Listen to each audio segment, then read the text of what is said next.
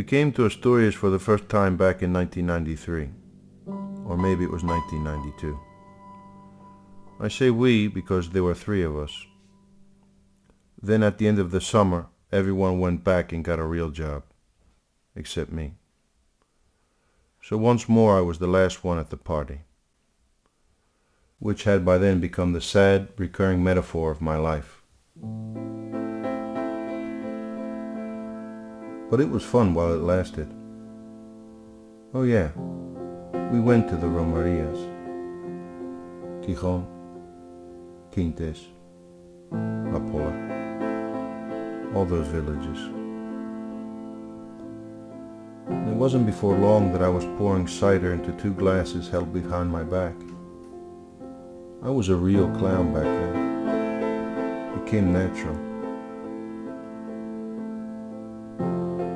With everybody tanked up and in high spirits, inhibitions fell by the wayside.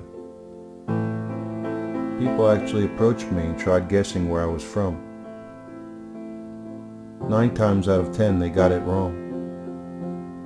I usually just went along with whatever they wanted to hear. Cheap thrills.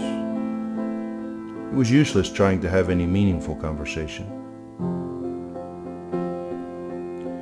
Échale uno de paisano, they'd say, and they'd hand me a glass that was more than half full, which was about 4 times the normal amount if you know anything about cider drinking in Asturias.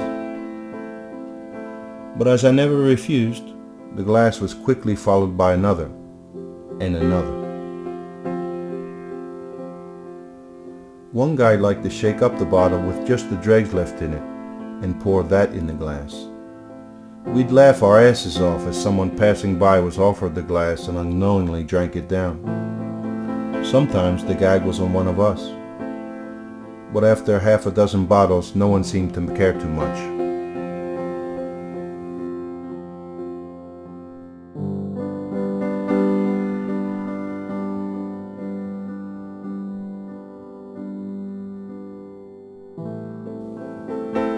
El Carmín was the big event of the summer. We brought our own cider on a chartered bus from Gijón. Cases and cases of it. We never missed it. The endless summer. We thought it was going to be like that forever. Now, almost 20 years later, I can see just how naive we were.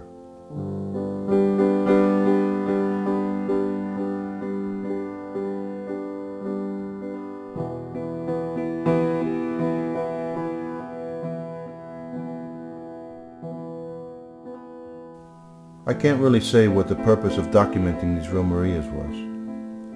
Thousands of negatives amassed over 3 years. But, as we documentary photographers say, somebody has to do it.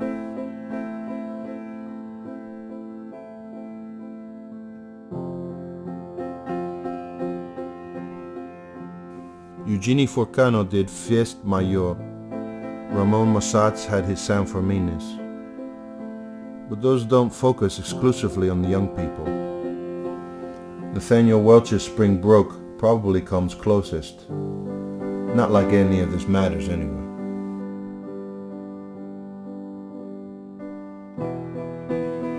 But my wife encouraged me to shoot the big picture.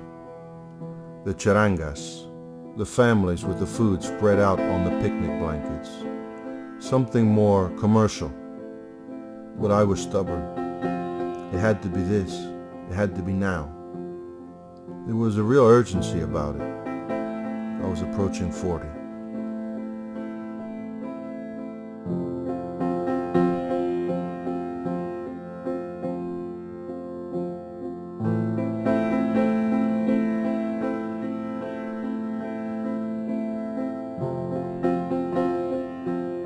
As the project wore on, I would increasingly find myself thinking, what the hell am I doing here?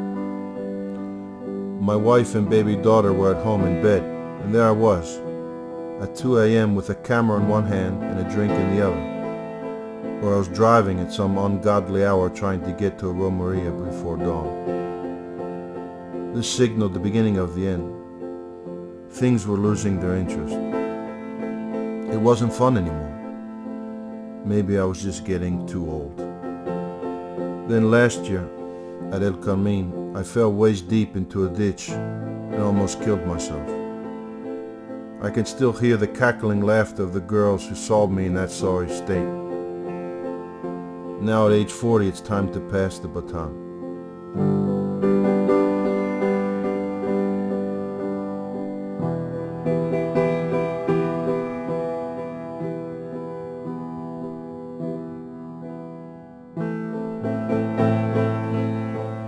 I don't have any conceptual framework or artistic discourse.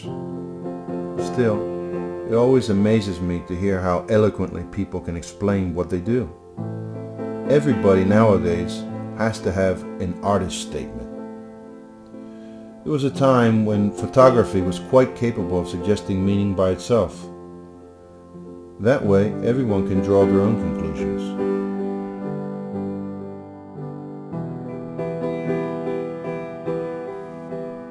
Some would suggest that I was attempting to belong.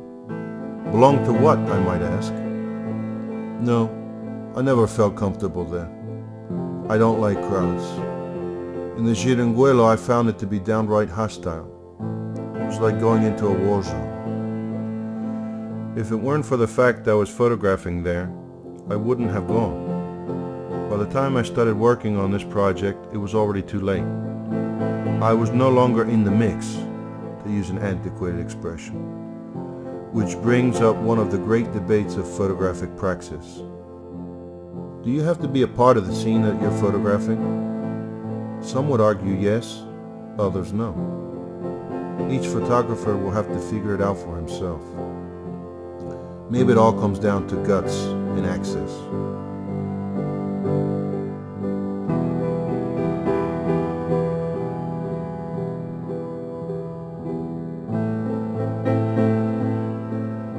When I was in my 20s, I refused to carry a camera. I used to say that I got in the way of lived experience, and that anything truly worth remembering would be imprinted in the mind's eye. This was true for the most part, but without a visual cue card, all but the most vital memories get lost.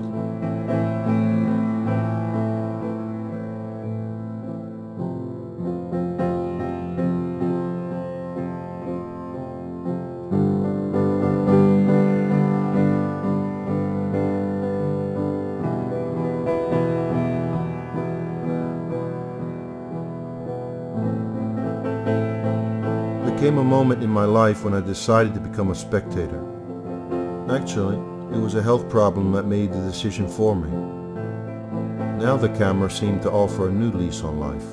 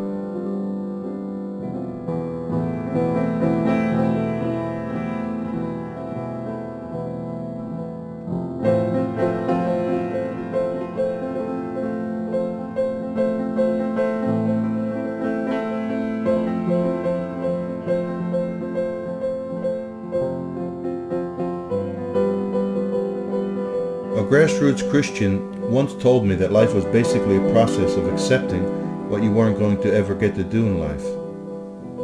In my case, that meant I was never going to speak fluent Russian or play the piano like Glenn Gould. Put so bluntly, this is a bitter pill to swallow. At least it was for me. Brought up as I was believing that you could even become president if you only put your mind to it.